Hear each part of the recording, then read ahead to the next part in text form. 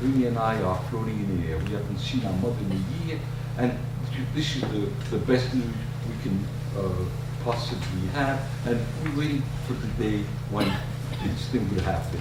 And Madame Bonhomme put to her word. She comes to the farm, she cleans us up. This is the first bath we've had in 6 months. So she prepares us to go and visit with our mother. Anyway, and incidentally, it was risky, but Bernie and I looking like two Scotsmen, it really, you could safely travel with us. Anyway, I recall arriving at the castle, and indeed it was a beautiful castle. And we were shown various rooms. One of the rooms, I shouldn't make a joke, Kilroy did not sleep there, but it was, and neither did Washington, but one of the famous French kings that slept, and they had that room actually kept in the same condition that it had been for like 400 or 500 years. Anyway,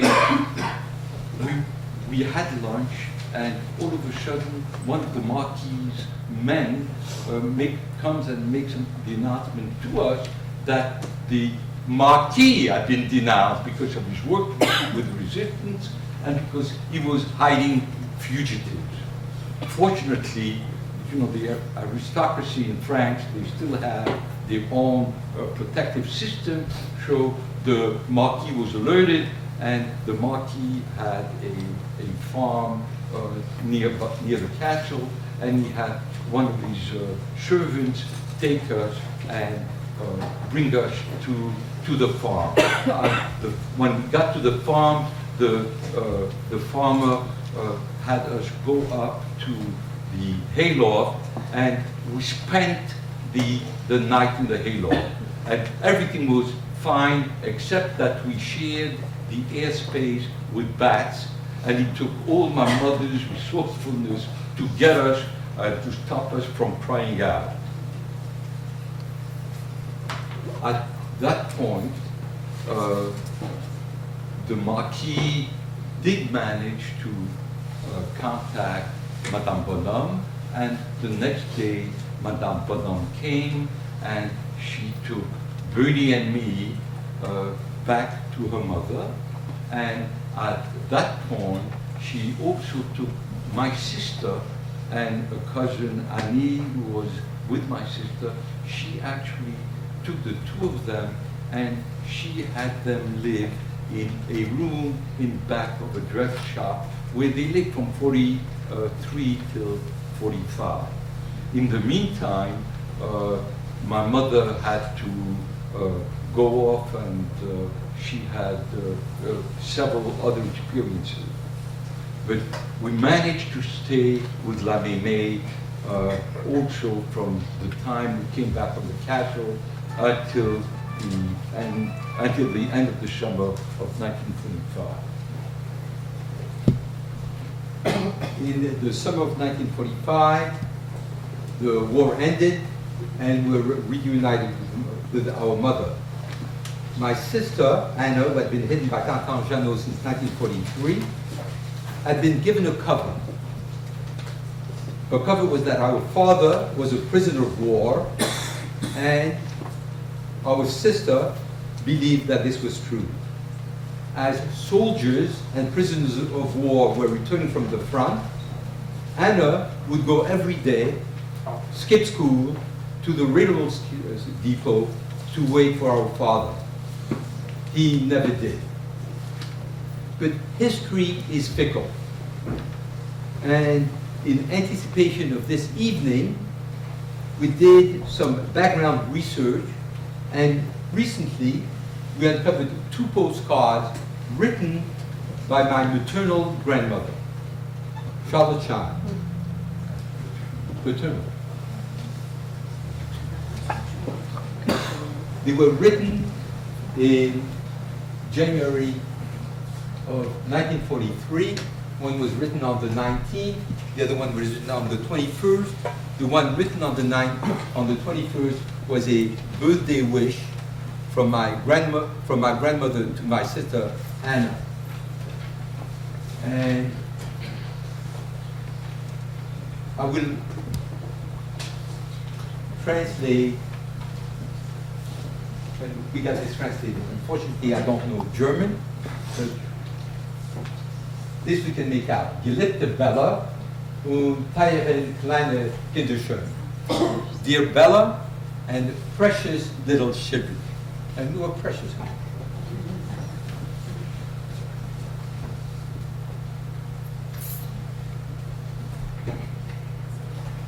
I want to let you know that I, and also your beloved Bruno, that's our father, Merrill, and that's his brother, is probably his brother Max, and Boris, our uncle, are well. Right? I've already written so many times and I've received no answer.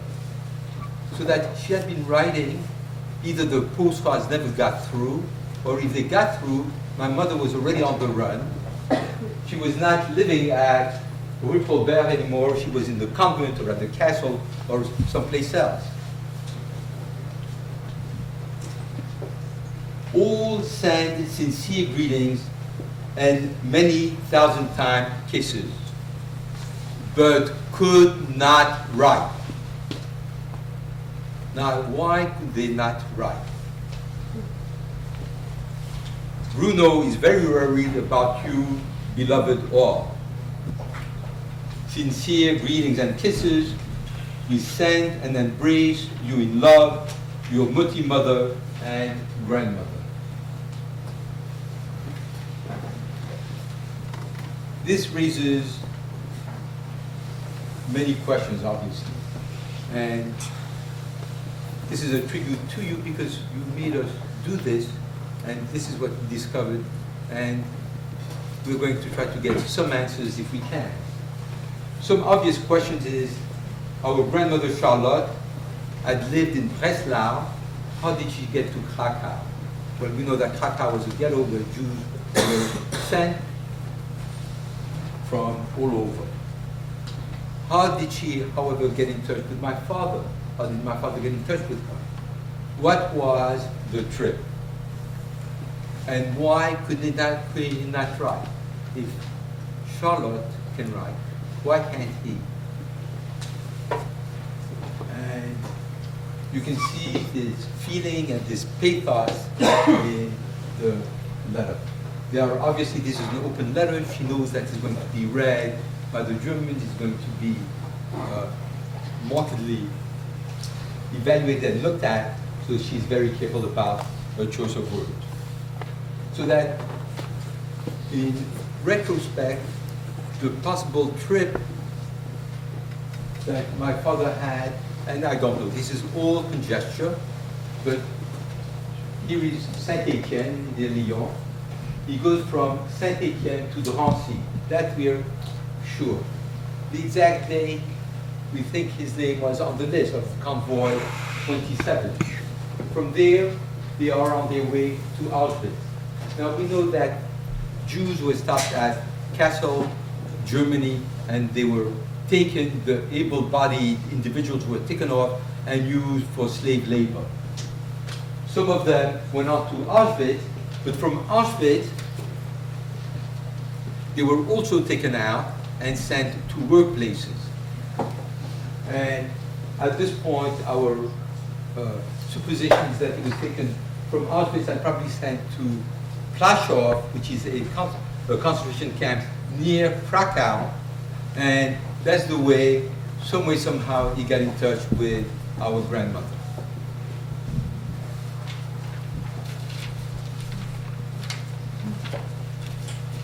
In April of 1946, we came to the United States and we settled on the Lower East Side. And we were incredibly poor. Now, what is the definition of incredibly poor? Okay. Is when you don't have a pot to put your money in. Somebody got it. Okay. But like many Jewish immigrants, we managed to pay a lot for ourselves. My mother went to work to support her 3 children, our cousin who was orphaned. We went to school, we went to RJJ, Rabbi Jacob Joseph, where the tuition, I must tell you, was free.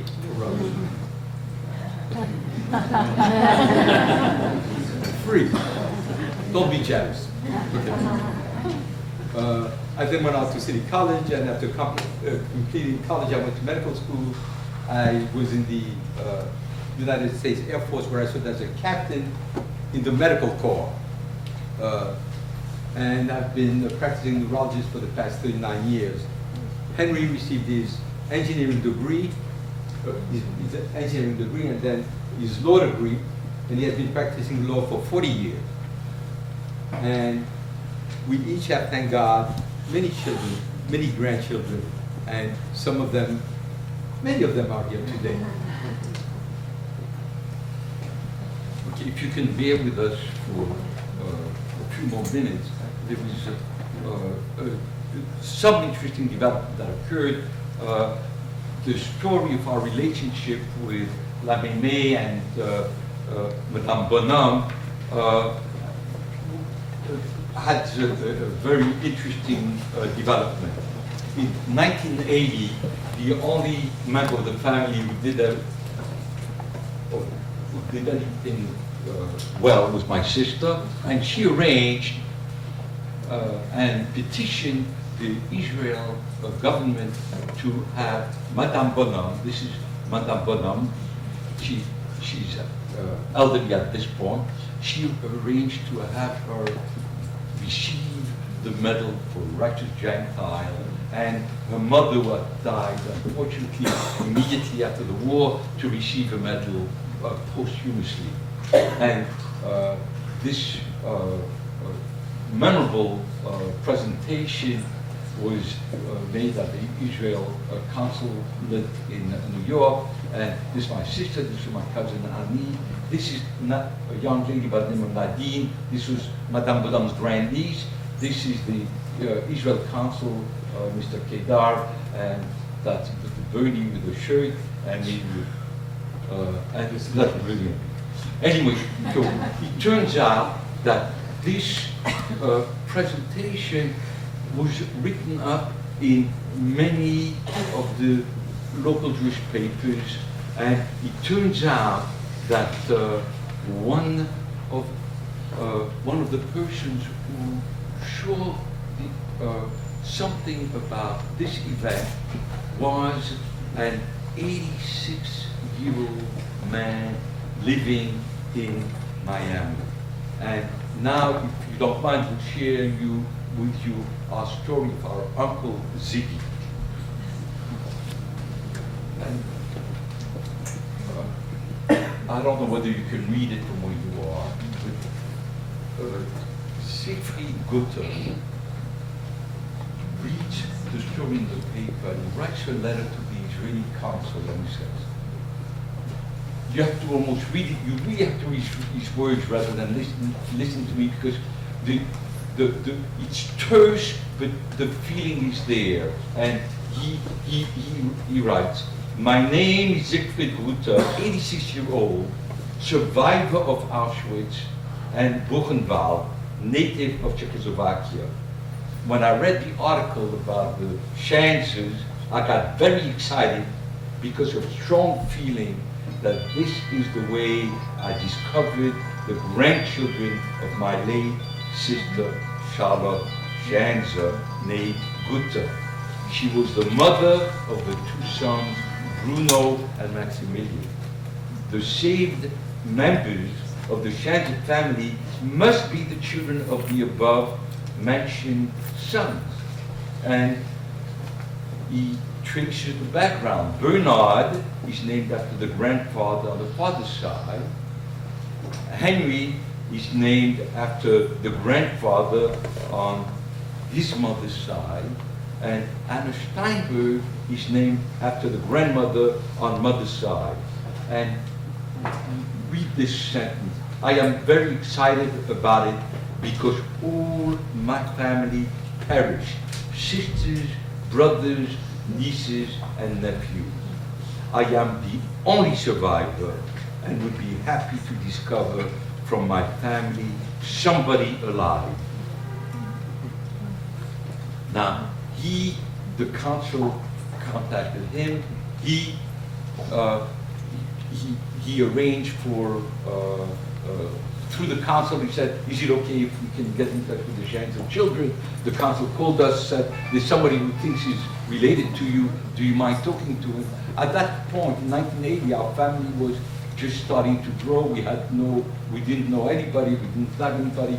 We jumped at the opportunity, we were relatives. Anyway, so we immediately called him, and the first question after we said hello, the first question from him to us was your grandmother's name Charlotte?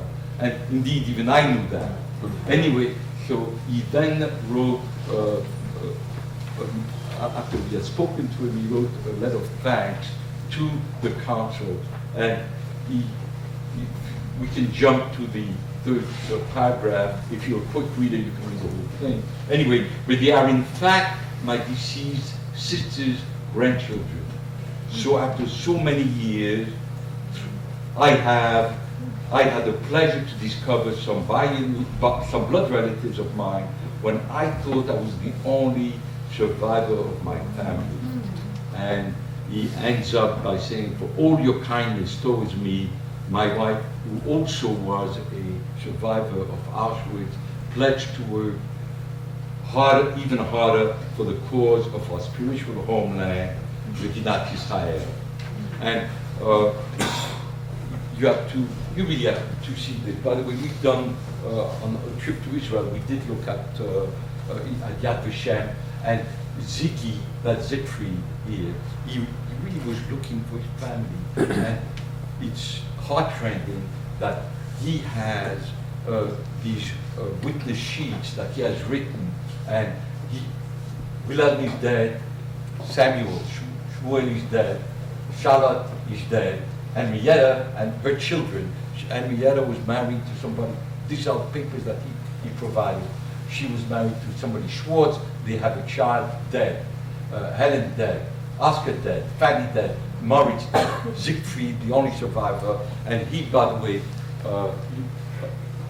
so you look at this until this line, and except for him, is the end of the line. There was nobody, and then fortunately for him, he discovered that there was a continuation, and we flew down to Florida to meet him, and this is Siegfried, and this is Gisela, this is myself, and this is my beautiful wife, who was kind enough to do it and to go down with me. But there's a certain strength.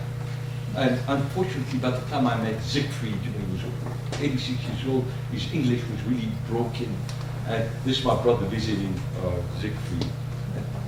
But I remember him saying he was on a death march probably from Buchenwald, and he said he had one onion, and every day he made sure that he only ate one leaf. And one leaf of the onion kept him going from day to day. All right. This is our revenge. This is our family with Ziggy and Gisela. This is my family and Bernie's family. This is the Schanzer, Henry Schanzer crime. And now I'm going to show you the equally beautiful Bernard Schanzer crime. And Bernie's trying to get more than we are. Thank God. Like we say in Yiddish or Hebrew, Kein Yibru. This is Yonadav Berry. Yonadav Berry is is Bruno and Ben's great-grandson. He's our great nephew. He lives in Israel, and we are very proud of him.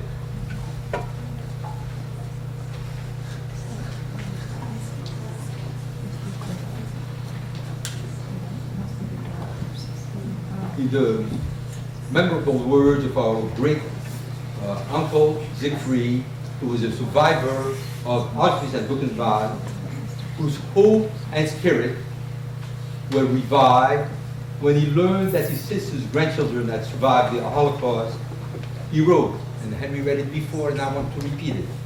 We must work harder for the causes of our spiritual homeland, Medinat Israel.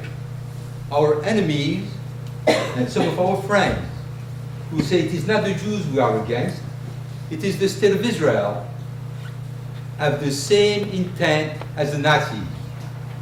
For Am Yisrael, the Jewish people, is one. Also, at all times, we the people must remember and emulate Tatan Jeannot and Lamennais, righteous individuals who were sans pareil, who were in a class of their own. They are models for us and for the human race. However, in the words of Tatan Jeannot, who was interviewed when she received the honor of a righteous Gentile, if 50,000 Frenchmen out of 50 million would have hidden one Jew, very few Jews would have been deported from France. The righteous Gentiles are our allies, but they are few. We must learn from them and we must emulate them.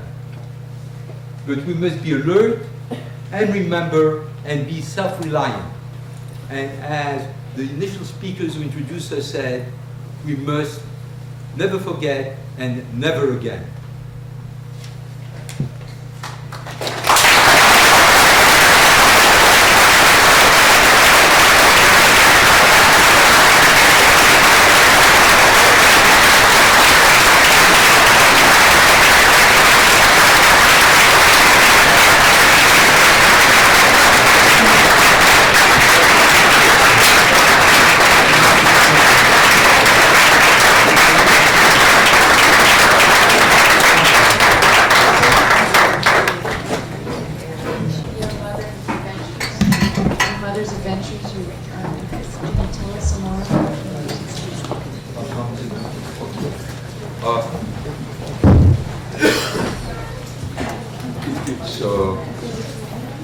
In terms of, I'll try to give it to you in a logical sequence.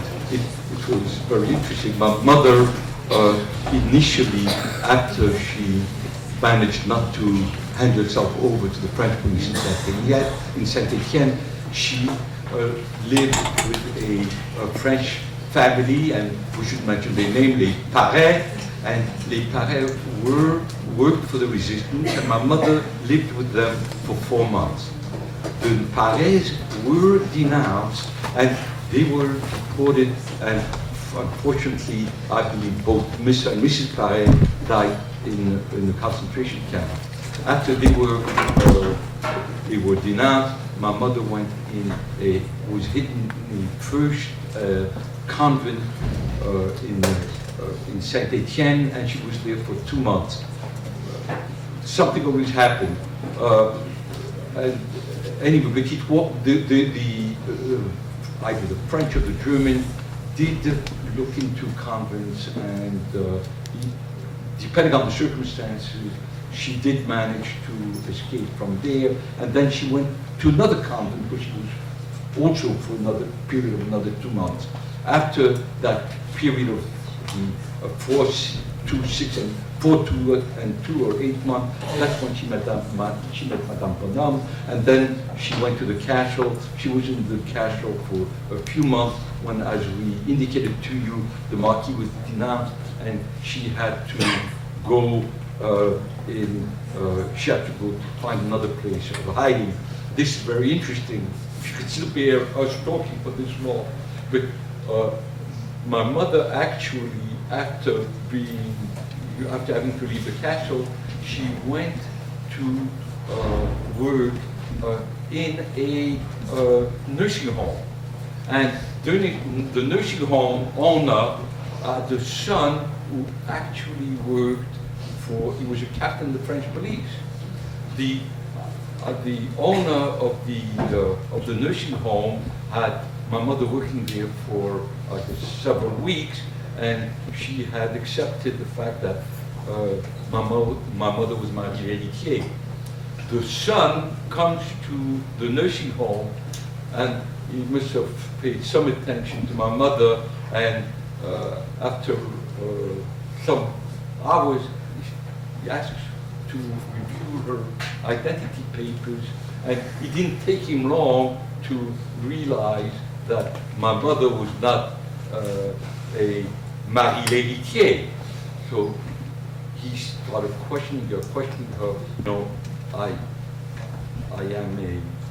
I'm Jewish, and she then proceeded to tell him, you know, the problem that my father reported, that, you know, where her kids, she didn't know where the kids were, and this man who was a captain of the French police, he said very interesting, he told her, Madame, je travaille avec la Gestapo. I'm working with the Gestapo, but I'm still a human being.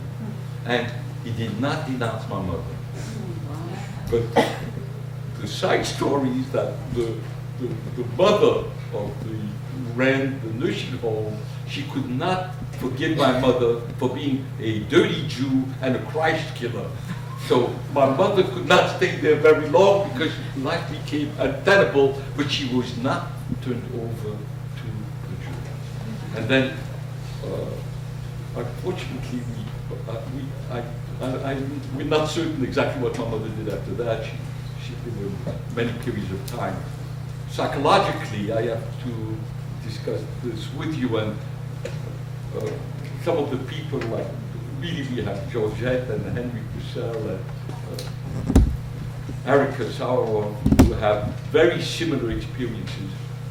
One of the things that my mother did is she really never looked backwards.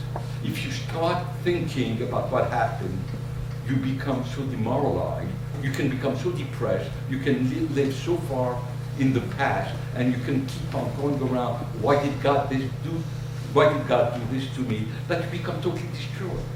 So Bernie really started saying it, that I think I really would like to re-emphasize it. Bernie likes to say about our family, we're a marvelous family.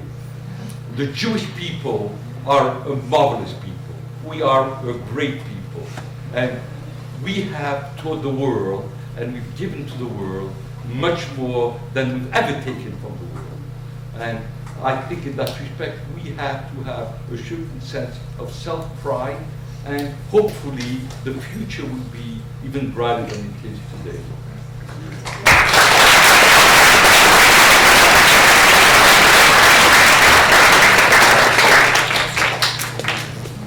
All of a sudden we have this picture. You know, I don't even know where. When you take pictures, somebody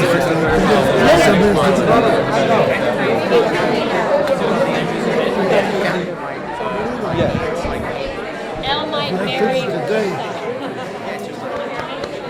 Elle might marry. Yeah, I agree with you. Some of it. So many of them. Yeah. Unbelievable. I'm glad you were dancing. It hit me the minute I saw it. How did it? And then you stood there nice. We love that. Nice to meet you. Thank you. Thank you. Are you happy? Oh, yeah. He got, you know, he drank. Yeah, he had, yeah, I was also. I was so excited for y'all to see us. I really am so proud of you. I really am. I said, I was so excited for you to speak, and I'm so proud of you. Great job. No, we worked at it. Did you like what I said? I was going to say, look, you've said it. There's no need to first speech after that. Anyway, it was very nice. Well, look,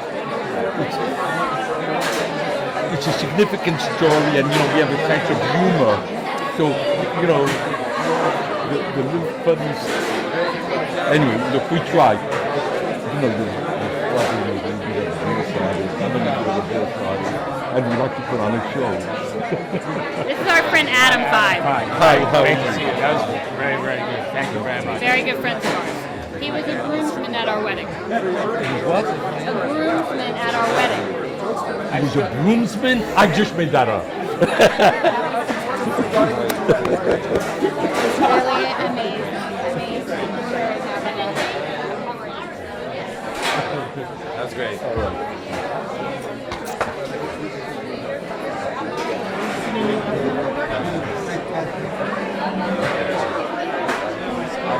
No. Mark Zephyrin. Oh, he knows your grandfather. He's the one that was in St. Louis. He was there Oh. for us. You know I know the Lester Sussman. Lester Zephyrin. Yes, I know the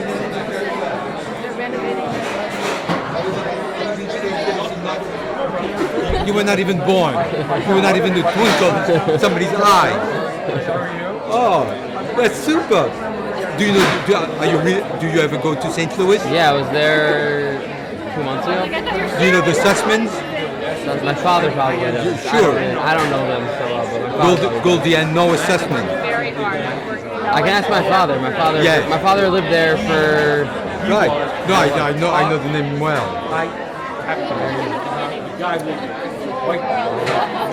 Thank you.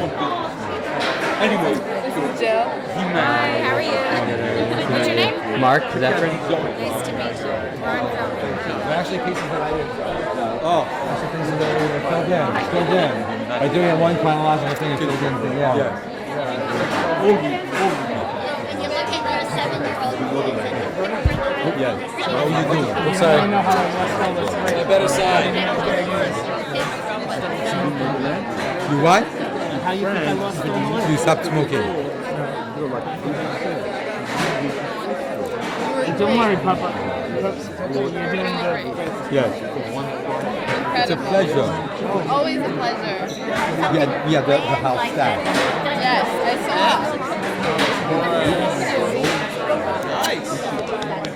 What's up?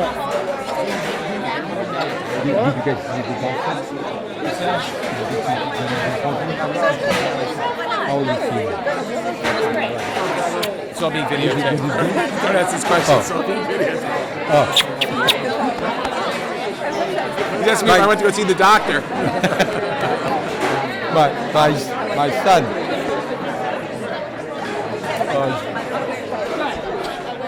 Hi, Mrs. B.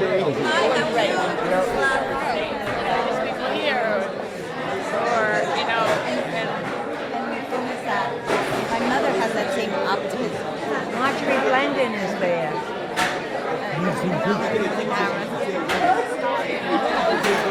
Marjorie Blendon down at the House of Deal. Well, I just went over. Hello.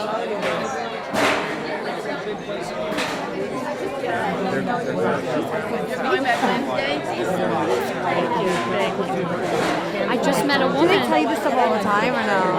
Oh, their story. You know my mother. We met friends in the bar. How are you? Yes, that's right. Oh, we did. great. We met her. That was so moving. This is my friend Jeannie. Thank you. They tell Because us. it's not only what the other experience, but the messages and the history lessons and you could feel it, like you said, because they're your children. Like when they said, I thought it was gonna be a bad ending. When they said, the man said, "Come here if you want to see your mother," and I thought, and they said, "Why did we believe him?" I don't know. And I was like, "Because you're 7 and you want to see your I mother." know, we always tell them, what were you thinking? You just went with these men you didn't even know, and they just, it's amazing. And they didn't tell how they look like Sam. That's how they survived. We always say Sam's look is like, So, right here. So, if for that reason alone, I would have listened to you. This was new, useful, and unobvious. Yes, absolutely. Where did the pictures come from? How did you get pictures? I'm sorry? How did you get those photographs of Somebody else did before. Some of them, by the way, my mother had them before the war. Right. And she had them in various suitcases. And, we found them, look like the 2 postcards that we just looked at Right. recently. My mother must have gotten them sometimes at the end of the war. We never even discussed it. But I imagine that either somebody in the building or the manager of the building just got the mail and was kind enough at the end, to give it to her. But we never bothered even having the letters translated. We never had. The first time we had them translated, very recently, when my brother, really for preparation for this talk, my brother and I said, we got to get something really interesting and new. What do the letters say? Because I think we got the translation. We had already proved that my father, like Bernie said, that my father had gone from Drancy to Auschwitz and been killed immediately. Right. But it makes sense. And that's how Krakauers. Yeah, but when you realize, he was 40 years old. I think his brother Maximilian was 2 years younger, and the other uncle Boris was 30, maybe I've been 42, 41. They want to go to the old couples. Able-bodied young. So very, very possible that, instead of being immediately exterminated, they were out for work. They worked, and eventually, Did things after the invasion at D-Day, after the Germans were pushed back across the Rhine? My dad actually liked to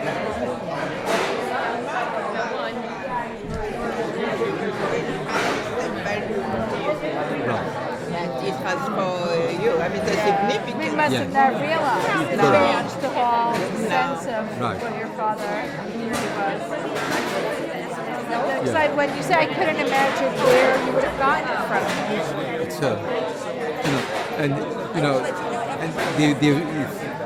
this is a whole avenue that we really need to explore.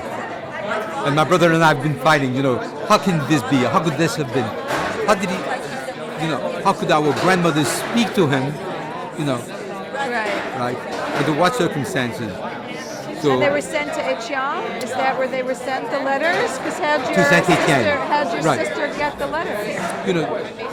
they may have been, and I think they were in part of my mother's papers. And because one of the cards was written to my sister, there was one card that my grandmother wrote to my sister. Which she wrote a couple of days later.